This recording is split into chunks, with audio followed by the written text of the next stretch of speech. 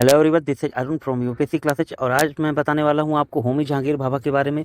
Scientist थे जो कि अगर नहीं होते तो शायद भारत एक न्यूक्लियर पावर नहीं होता। आज का टॉपिक बहुत ही इंपॉर्टेंट और नॉलेजेबल है, तो स्टार्ट करते हैं। उससे पहले आप प्लीज़ चैनल को सब्सक्राइब करें, लाइक करें, शेयर करें और मोर अपडेट के लिए भी चैनल पर बने रहें।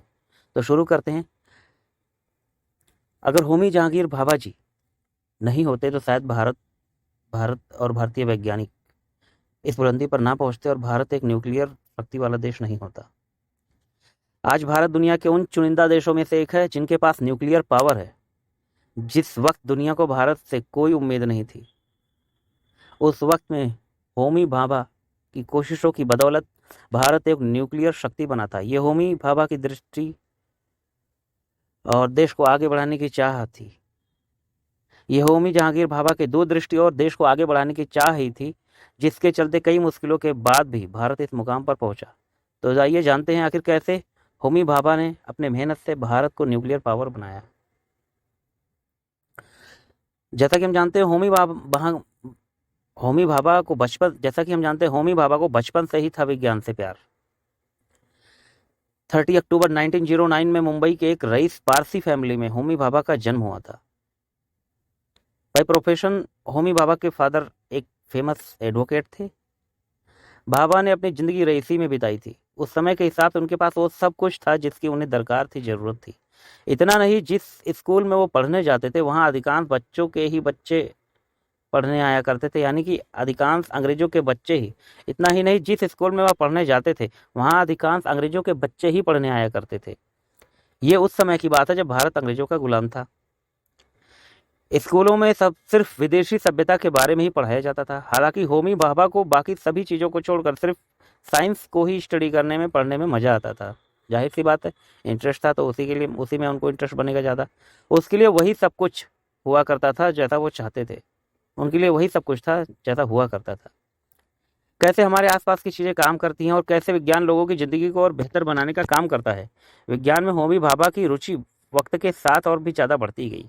अपनी इस रुचि के कारण वह आगे की पढ़ाई करने के लिए लंदन चले गए, जहां उन्होंने कैम्ब्रिज में पढ़ाई करते हुए इंजीनियरिंग की कई गहराइयों को जाना और नए ज़माने की मशीनों के बारे में भी जाना।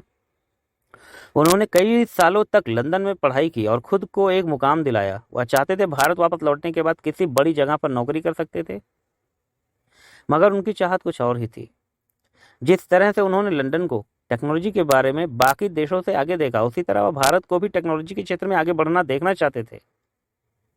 वह नहीं चाहते थे कि भारत महज एक गुलाम देश के नाम से ही जाना जाए, इसलिए उन्होंने भारत लौटने के बाद देश के लिए कुछ करने की ठानी। भारत को वैश्विक ताकत बनाने का सपना था उनका। ईयर 1939 तक होमी भाभा ने लंदन में रहकर जो सब कुछ सीखा था, जो वो सीखना चाहते थे। वह लंदन में और वक्त गुजारना चाहते थे, मगर इसी वक्त दूसरा विश्व युद्ध छिड़ गया, जिसके कारण उन्हें भारत रिटर्न होना पड़ा। देश में वापस रिटर्न होने के बाद उन्हें थोड़े समय तक नौकरी करनी पड़ी। सालों बाद भारत वापस लौटने के बाद होमी भाभा को इस बात का अंदाजा हुआ कि भारत लंदन के सामने कितना पिछड़ा हुआ है। अंग्रेज खुद को तो आगे बढ़ा रहे थे, मगर दूसरी ओर भारत को पिछड़ा बनाते जा रहे थे। ये बात उन्हें बहुत ज़्यादा अजीब और खटकने लगी।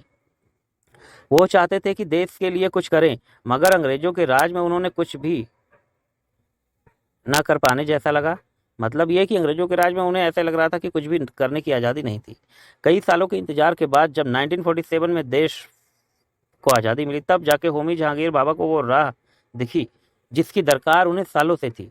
अंग्रेजों के जाने के बाद देश अंधकार में डूब गया था। देश को एक नई रोशनी की जरूरत थी, जिस रोशनी को लाने का जिम्मा होमी भाभा ने अपने कंधों पर उठाया था। माना जाता है कि देश के आज़ाद होते ही होमी भाभा ने उस समय के प्रधानमंत्री जवाहरलाल नेहरू को एक खत लिखा, जिसमें उन्होंने कहा कि वह भारत में बिजली लाने के लिए एक एटॉमिक एनर्जी प्लांट बनाना चाहते हैं। होमी भाभा चाहते थे कि ये प्लांट सिर्फ देश में ऊर्जा लाने के लिए ही इस्तेमाल किया जाए, ना कि किसी न्यूक्लियर वेपन को बनाने के लिए। प्रधानमंत्री नेहरू ने होमी भाभा की बात पर गौर की और इस प्रोग्राम के लिए हामी भर दी। साथ ही होमी भाभा को इस प्रोग्राम का हेड भी बनाया गया। वैसे तो राह में बहुत सारी मुश्किलें आईं, मगर भाभा डिगे नहीं। कई सालों की मेहनत के बाद साल 1958 में होमी भाभा ने परमाणु प्लांट का अपना पूरा प्लान पूरी तरीके से तैयार कर लिया था। उन्होंने विदेशों में रहकर अपने खास दोस्तों को यह प्लान दिखाया और उन्होंने भी इसके लिए हामी भरी। प्लान तैयार होने के बाद लग रहा था कि यह काम बहुत आसानी से हो जाएगा, मगर कहाँ कोई काम इतनी आसानी से होता है। अभी कई मुश्किलें ऐसी थी जो राह में आने वाली थी। जब दुनिया के सामने भारत ने यह प्लान पेश किया और यह ऐलान किया कि वह परमाणु प्लांट बनाने जा रहे हैं, तो कई देशों ने इसकी निंदा की, आलोचना की, कमियां गिनाई। कोई भी देश आगे बढ़कर भारत का साथ देना नहीं चाहता था, कोई भी देश इस काम में भारत की मदद नहीं करना चाहता था। कई देश भारत के इस प्रोग्राम पर रोक लगाना चाहते थे। होमी भाभा को अपना सपना टूटता सा दिखाई देने लगा था। हालांकि उन्होंने हार नहीं मानी। इन सब के बीच जब एटॉमिक एनर्जी को लेकर यूनाइटेड नेशन में एक कॉन्फ्रेंस हुई, तो होमी भाभा को वो मौका मिला जिसका वो इंतजार कर रहे थे।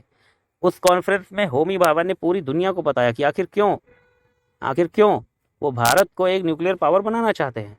उन्होंने बताया कैसे अंग्रेजों ने भारत को दुनिया से कैसे पिछड़ा के रखा है, कैसे उन्होंने भारत को टेक्नोलॉजी से जुड़ने नहीं दिया। यही वजह है कि देश में सही रूप से बिजली तक नहीं है। इसी समस्या को दूर करने के लिए ही वह एटॉमिक प्लांट बनाना चाहते हैं, ताकि भारत भी उन्नति की राह पर चल सके, बाकी देशों की बराबरी करने के लिए शुरुआत कर सके। उन्होंने सबको समझाया कि परमाणु ऊर्जा को सिर्फ जंग के हथियार के लिए बनाने के लिए ही नहीं, बल्कि अपने देश की उन्नति के लिए भी इस्तेमाल किया जा सकता है। साथ ही उन्होंने हमें वैश्विक रूप से परमाणु ऊर्जा से जुड़े नियम व कानून बनाने की जरूरत है। उन्होंने ऐसा कहा ताकि कोई भी देश इसका फायदा ना उठा सके। होमी भाभा की इन बातों को सुनकर हर देश उनके इरादों को समझ पाए और उन्हें देखते ही देखते एटॉमिक प्लांट बनाने की इजाज़त मिल गई। अब हम बात करते हैं दुनिया में उनके डंके के बारे में। उनकी मृत्यु से पहले भारत का दुनिया में डंका बजा।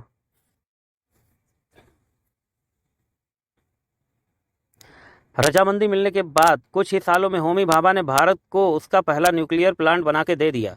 हजारों लोगों की कड़ी मेहनत और भाभा के बनाए प्लान ने आखिर में भारत को एक नई रोशनी दे दी। एटॉमिक प्लांट तो महज एक शुरुआत थी।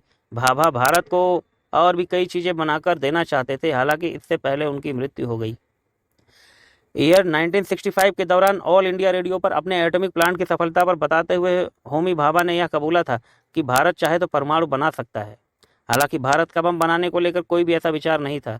ईयर 1966 में भाभा को वियना में एक एटॉमिक एनर्जी पर हो रही मीटिंग में जाना था। हालांकि उससे पहले भाभा वहां पहुंच पाते उनका प्लेन क्रैश हो गया। होमी भाभा की मौत की खबर भारत के लिए एक बड़ा झटका थी। उनके प्लेन क्रैश की वजह आज तक नहीं उजागर हो पाई। उनके प्लेन क्रैश होने की वजह आज तक उजागर नहीं हो पाई। धारणाओं की माने तो होमी भाभा को परमाणु बम बनाने से रोकने के लिए उनकी मौत की साजिश रची गई थी। हालांकि आज तक यह कोई पुख्ता सबूत इस विषय पर नहीं मिल पाया। सच्चाई क्या है इससे तो आज भी सब लोग अनजान हैं। होमी भाभा ने भारत के लिए जो किया वह बहुत ही सराहनीय काम था। उन्होंने अपनी रईसी की जिंदगी को छोड़कर देश का उद्धार करने पर ध्यान दिया। यही कारण बना कि 1974 में भारत स्माइलिंग बुद्धा नामक अपना पहला परमाणु परीक्षण कर सका, और यही कारण है कि होमी भाभा को भारत में परमाणु ऊर्जा प्रोग्राम का पिता कहा जाता है। आई होप आपको ये वीडियो पसंद आई होगी। अगर जानकारी अच्छी लगी हो तो चैनल को सब्सक्राइब करें, वीडियो को लाइक करें और ज़्यादा से ज़्यादा लोगों में शेयर करें और चैनल पर बने रहें, जैसे कि मोर अपडेशन में आपको नॉलेज मिल सके। जय हिंद, जय Bharat. Thank you so much.